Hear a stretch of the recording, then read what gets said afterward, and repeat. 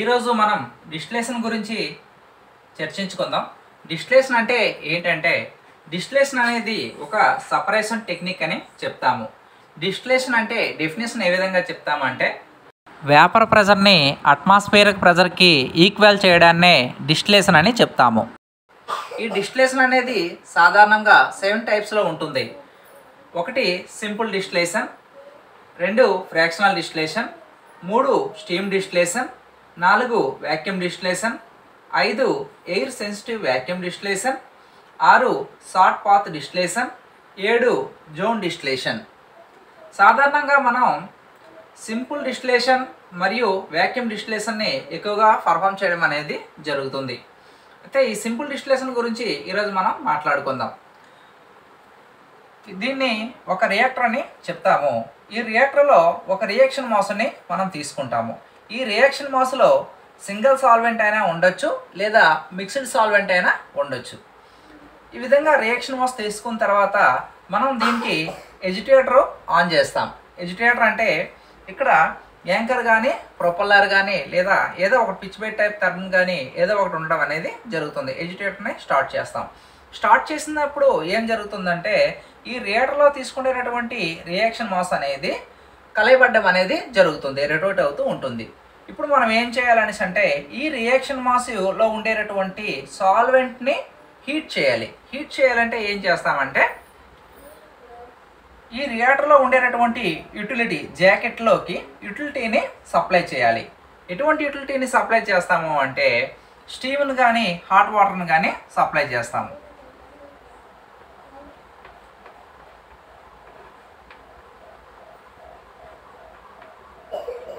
Hot water లేదా steam.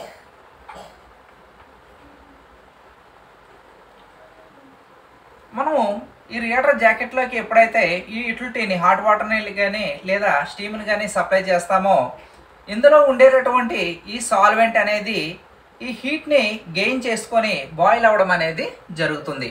ప్రతి సాల్వెంట్కి కూడా ఒక బాయిలింగ్ పాయింట్ అనేది ఉండడం జరుగుతుంది. బాయిలింగ్ పాయింట్ అంటే ఏం చెప్తామంటే ఒక సాల్వెంట్ అనేది లిక్విడ్ స్టేట్ నుంచి వేపర్ స్టేట్కి ఎప్పుడైతే కన్వర్ట్ అవుతుందో ఆ టెంపరేచర్ని మనం బాయిలింగ్ పాయింట్ అని చెప్తామండి. ఇప్పుడు మనం దీనికి యూటిలిటీస్ సప్లై చేస్తే దీంట్లో ఉండేటటువంటి సింగిల్ సాల్వెంట్ కానీ లేదా మిక్స్డ్ సాల్వెంట్ కానీ ఈ హీట్ని గెయిన్ చేసి ఇందులో ఉండేటటువంటి ఎలక్ట్రాన్స్ మరియు న్యూట్రాన్స్ అనేవి సమ్ ఎనర్జీని ఎప్పుడైతే తీసుకుంటాయో ఇవి గ్రౌండ్ స్టేట్ నుంచి ఎగ్జాస్ట్ స్టేట్కి చేంజ్ అవ్వడం అనేది జరుగుతుంది. గ్రౌండ్ స్టేట్ నుంచి ఎగ్జాస్ట్ స్టేట్కి చేంజ్ అవ్వడం అనేసి అంటే ఇందులో ఉండేటటువంటి ఈ లిక్విడ్ స్టేట్ అనేది హీట్ని గెయిన్ చేసి వేపర్గా కన్వర్ట్ అవ్వడం అనేది జరుగుతుంది. ఎప్పుడైతే వేపర్గా కన్వర్ట్ అవుతుందో ఈ పైకి లేచినటువంటి వేపర్ అనేది వేపర్ కాలం గుండా ట్రావెల్ చేస్తుందండి పైకి. ఎప్పుడు కూడా మనకి వేపర్ అనేది గ్రౌండ్ స్టేట్లో అంటే కింద ఉండడం అనేది జరగదు, పైకి పోతూ ఉంటుంది. ఎక్కడికి పోతుంది అంటే ఇది ఒక వేపర్ కాలం. ఇంతకు ముందు సెక్షన్లో మనం చెప్పాం దీని యూసేజ్ ఏంటనేది. ఈ వేపర్ కాలం గుండా ట్రావెల్ చేసి కండెన్సర్లోకి పోతుంది. కండెన్సర్లో మనకి అట్మాస్ఫియరిక్ ప్రెజర్ అనేది ఉంటుంది. అట్మాస్ఫియరిక్ ప్రెజర్ ఉండడం వల్ల ఇప్పుడు ఏం జరుగుతుందంటే ఈ వేపర్ అనేది ఈ విధంగా పైకి ట్రావెల్ అయ్యి కండెన్సర్లోకి ఎప్పుడైతే వస్తుందో వేపర్ కాస్త లిక్విడ్ కింద కన్వర్ట్ అవ్వడం అనేది జరుగుతుంది. లిక్విడ్ కింద కన్వర్ట్ అయ్యి ఈ కలెక్షన్ రిసీవర్లోకి చేరుతుంది.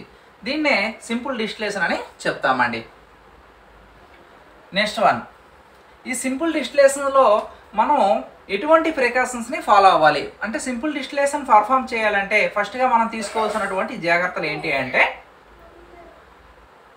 ఫస్ట్ ఆఫ్ ఆల్ మనం ఈ కండెన్సర్ నుంచి వచ్చినటువంటి ఈ కలెక్షన్ లైన్ అనేది ఏ రిసీవర్కి అయితే ఉంటుందో ఆ రిసీవర్ యొక్క వెంట్ అనేది ఓపెన్లో ఉండాలండి.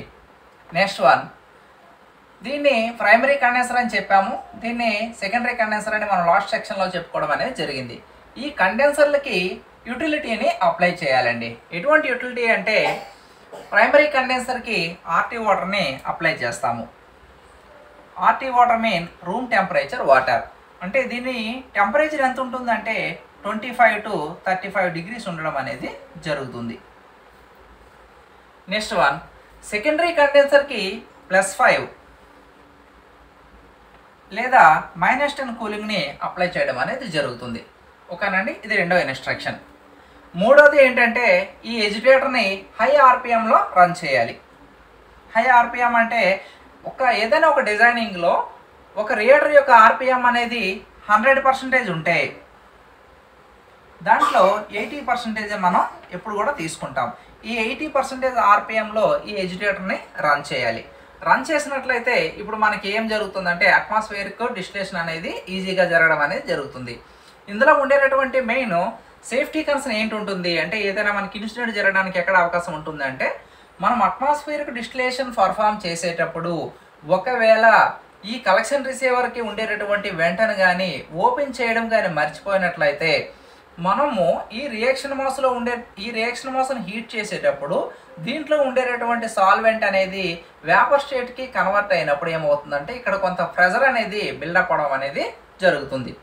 ఒకవేళ మనం వెంటనే ఓపెన్ చేయకపోతే ఈ విధంగా వచ్చినటువంటి ప్రెజర్ అనేది దీని నుంచి డిశ్చార్జ్ అవడం అనేది జరగకపోతే మనకి రియాక్టర్ అనేది రప్చర్ డిస్క్ కొట్టేయడం కానీ లేదా వేరే నాజిల్స్ కొట్టేయడం కానీ లేదా రియాక్టర్ పేలిపోవడం కానీ ఇటువంటివి జరుగుతాయి అన్నమాట. ఓకేనండి, ఇవి అట్మాస్ఫియరిక్ డిస్టిలేషన్లో మనం తీసుకోవాల్సినటువంటి జాగ్రత్తలు. నెక్స్ట్ ఈ సింపుల్ డిస్టిలేషన్లోనే మరొక దాని గురించి చర్చించుకుందాం. అది ఏంటంటే రిఫ్లెక్స్ మెయింటెనెన్స్.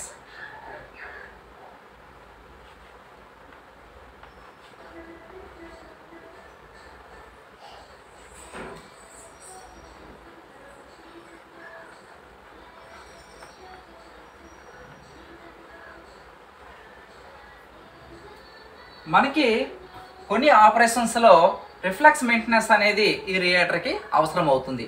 రిఫ్లెక్స్ మెయింటెనెన్స్ అంటే మరి ఇంకేం లేదండి, ఒక రియాక్షన్ మాస్ ఉంటుంది. ఈ రియాక్షన్ మాస్లో ఒక సింగిల్ సాల్వెంట్ కానీ లేదా మిక్స్డ్ సాల్వెంట్ అనేది ఉండడం జరుగుతుంది. ఈ రియాక్షన్ మాస్ హీట్ అవ్వడం కోసం మనము దీనికి తగినటువంటి యూటిలిటీని అప్లై చేసుకోవడం అనేది జరుగుతుంది.